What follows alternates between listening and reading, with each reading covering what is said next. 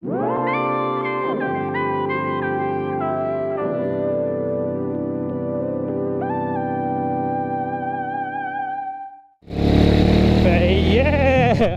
done hiding, now I'm shining.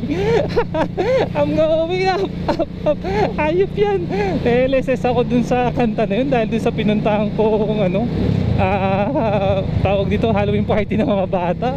Nakakatuwa lang kasi hindi nakakatakot kasi yung yung Halloween party na pinuntahan ko. Usually kasi nung bata ako, ang pagkakanyang mga Halloween party pagandahan na nakakatakot, or who is the creepiest costume, yun yung mga ganong labanan Pero kanina yung pinuntahan ko Halloween party, siguro dahil nga rin na isang factor is mga bata sila, parang cosplay yung nangyari.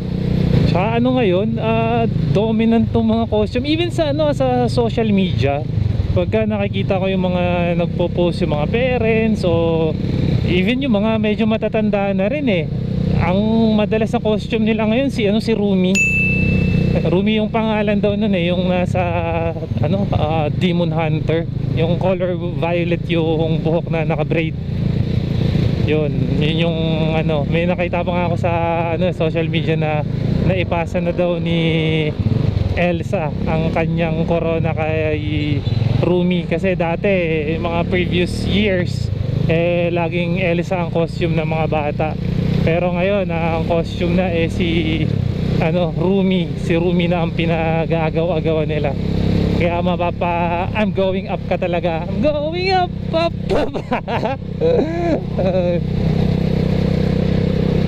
Yun yung mga nakikita ako ng mga costume kanina ng mga bata. Tsaka yung sa mga batang babae, more on Disney princess or princesses yung mga peg nila.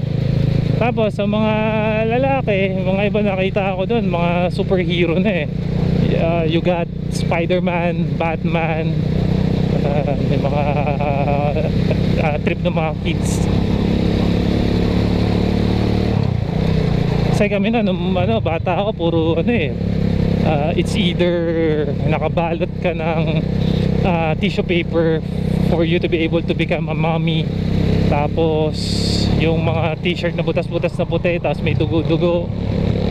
Ano pa ba mga costume, basta ang creepy ng mga costume namin dati talaga nung bata ako. Even sa prosthetics, dun sa mga makeup, kanya-kanyang takutan talaga. Tapos ito rin, ang maganda kasi maaga yung Halloween party na pinuntahan ko ng mga bata. So you cannot feel yung fear because of the darkness.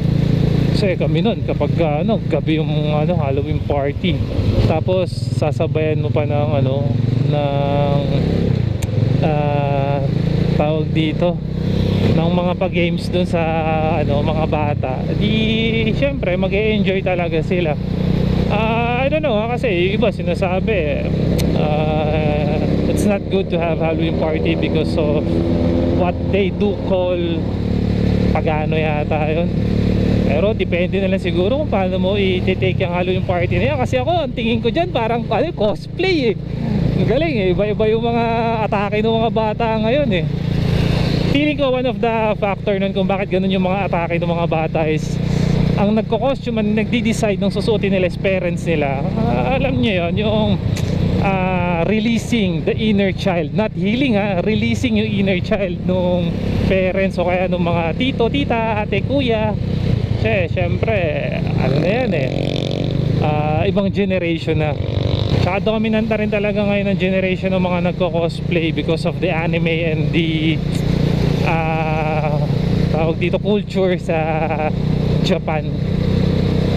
Laki rin na yung ambag nung na yun, ang dahilan na yun kung bakit ganun siguro yung mga costume ng mga bata.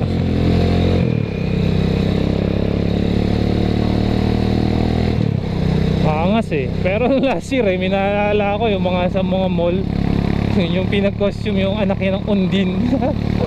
Reference yun sa mga ibang hindi pa nakakapanood na Shake, Rattle and Roll. Yun yung Undin, lumalabas sa inodoro.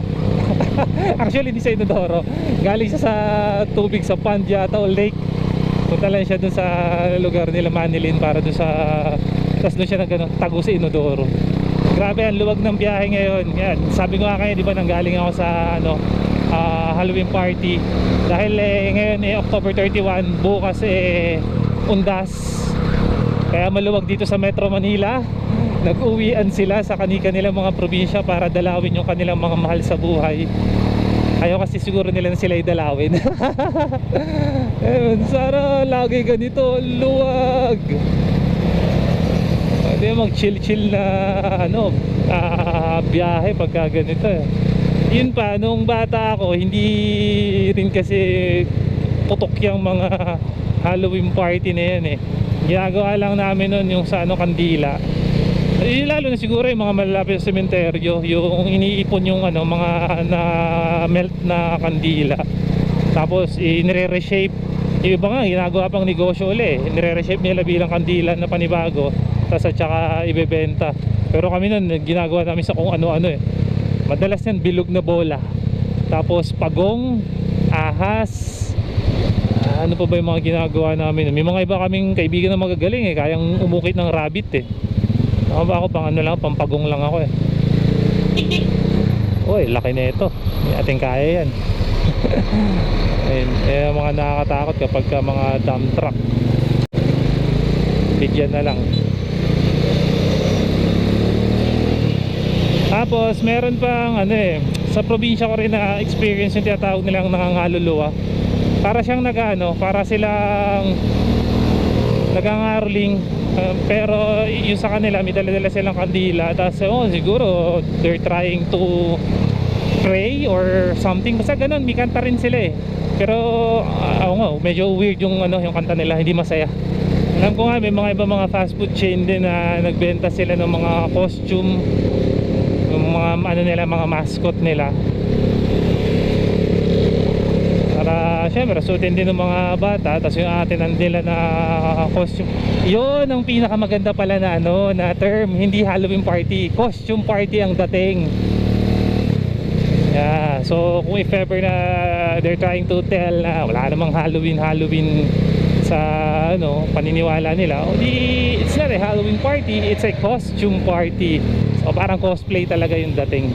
Kayo, kung halimbawa ba mag-attend kayo ng mga costume party, ano bang ipepeg ninyo? Kaya kung halimbawa may mga anak kayo, anong ipapapeg nyo sa kanila?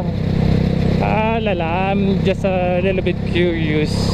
Kasi iba na talaga creativity ng mga ngayon ng mga nagpapa-costume sa mga bata.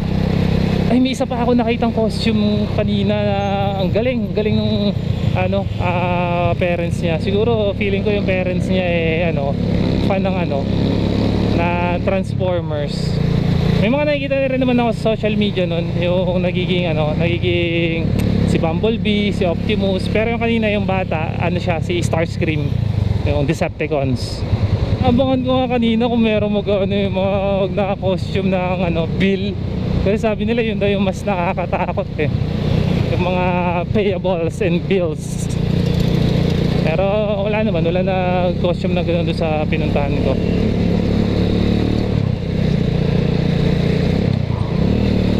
Basta ako wala akong kung anong iniisip nila sa Halloween party, o ay sasabi ko na costume party para sa akin siya.